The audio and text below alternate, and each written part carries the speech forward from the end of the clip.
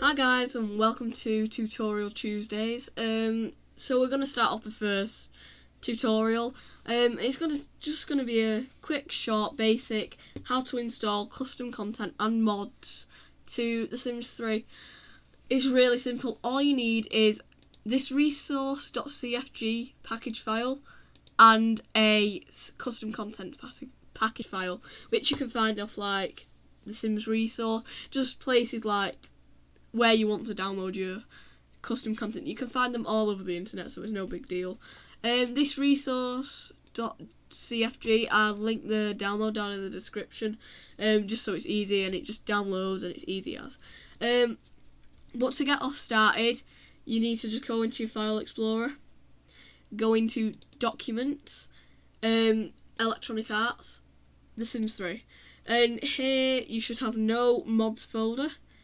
If I press M, there is no mods folder. It keeps doing that annoying beeping sound. So all you want to do is press Home, New Folder, or you can just go right click, New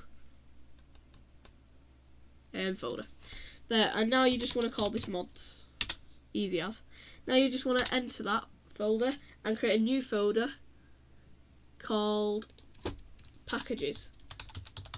You have to have this folder because this is where all your custom content is stored. All your custom content is stored.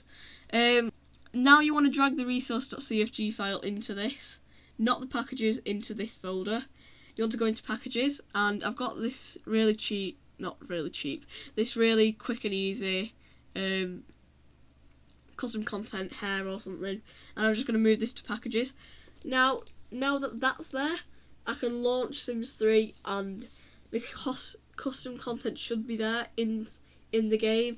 You'll be able to see it straight away when you load up Create a Sim or House Build, whatever you've downloaded the mod or custom content for. There is another way you can do this where the file is actually a download file. So if I go into my File Explorer again, go into Documents, Electronic Arts, Sims 3, go into my downloads. Some custom content download with this symbol here. If that happens, all you want to go in is into your downloads folder, go open up the Sims 3 launcher, and on your downloads tab, download all the custom content you've installed, that you want to install, and then in the install thing, select it all, make sure it's all there, launch the game, and it should be there. That's basically about it for the video. It's really simple for Sims 3.